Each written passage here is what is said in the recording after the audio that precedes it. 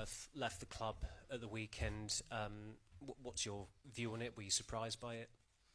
Well, the first thing I want to say that since the first day I felt great support from the ownership and for Omar, from Dan also, from Jason. So and Dan was part of that, and I'm really I felt a really support from Dan also. But this is football, and sometimes these things happen with players, with coaches. I know that is not the best situation, but the important thing is that we continue in our way. The path is really clear for everybody, and I think this can happen in football. Are you concerned that the club's more unstable than when you first arrived a month ago? I don't think so. Like I said, I felt since day one the support from everybody. So one person leaving don't change nothing. Of course, it's a bad situation, like I said, because you are talking of a human being, a professional that support us as a team. But I think the most important thing is that your vision is really clear, and that vision don't change if only one person leaves. Hi, Ruben. Bruno said before the last Europa League game that he felt that the Europa League was your biggest target this season, presumably because it offers a chance for a trophy and to qualify for the Champions League. Is that a view that you share, given that you're struggling a little bit in the Premier League to reach those top 4 positions? I think I as a coach, I cannot focus just on that, the way we can see in the future titles or something. I think that our goal is to win the Premier League. That is our goal.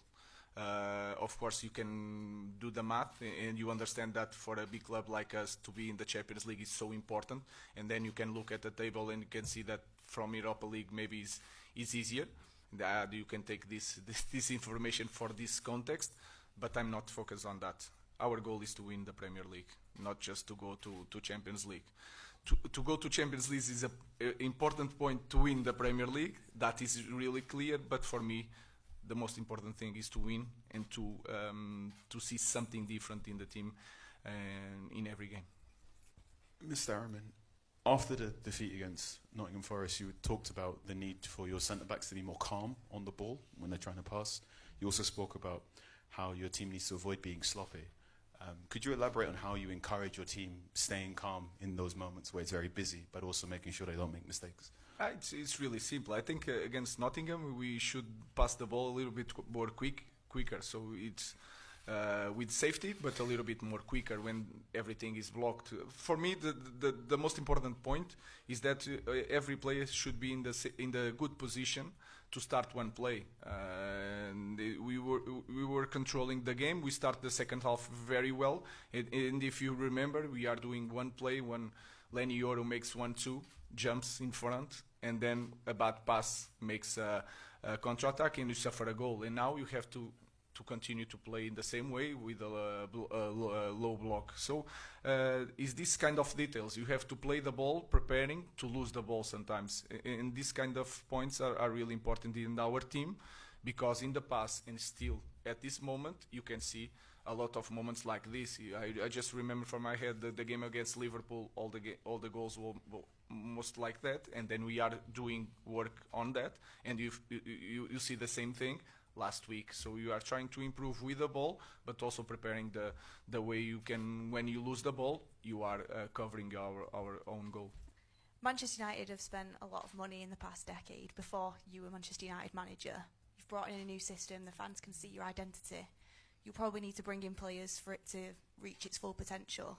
Have you been told that you need to sell to buy in the transfer window to bring players in?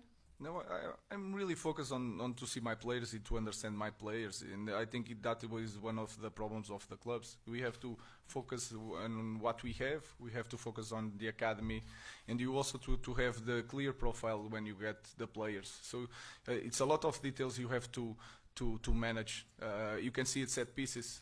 Sometimes you look at our team, we are a small team compared to the others. Every detail counts, and you have to be very clear first in the profiles, arrange all the process, and then go to that phase of buying and selling players. But we have like Thai international players. They are good players, and we need time to teach our idea, and then we will see. Because this is a massive club. If you don't win, the coach goes, the player goes. So you have to know that. So we have to improve as a team. We have to arrange a lot of things in our club before thinking just in buying or selling players.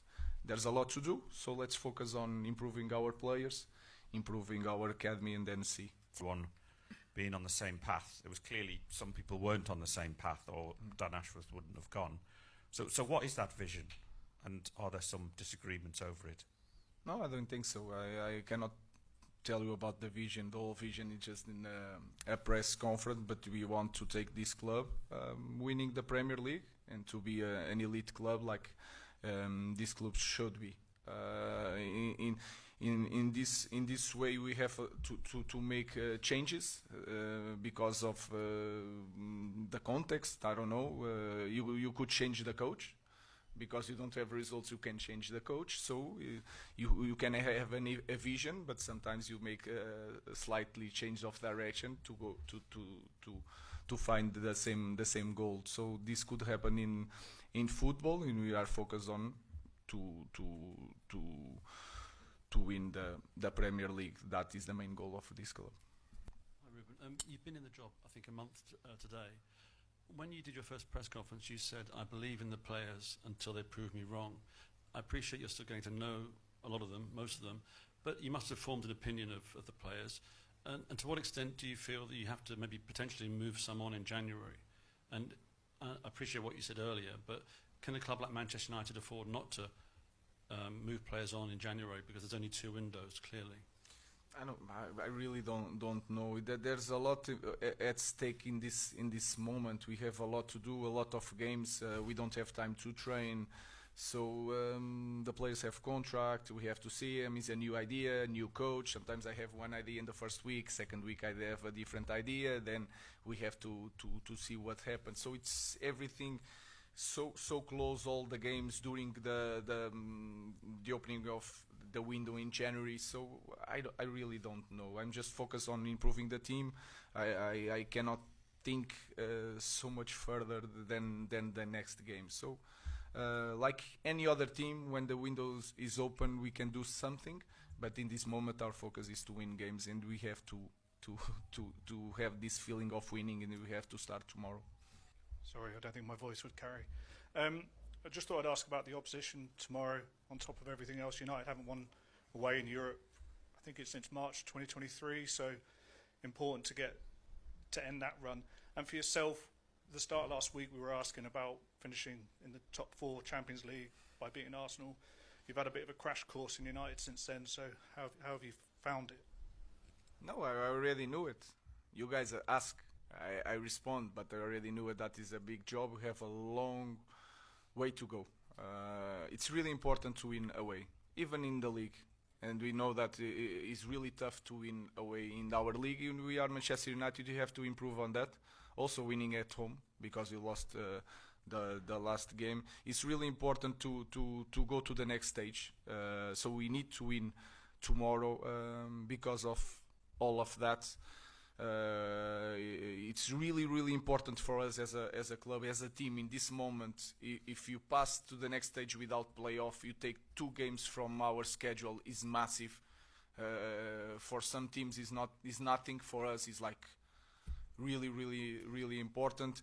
But we are facing a team you don't, maybe a lot of people in England don't know the name, but they are unbeaten at home in Europe. They are very strong. They run a lot. We cannot play the game one against one in all the pitch like they want. We have to have possession.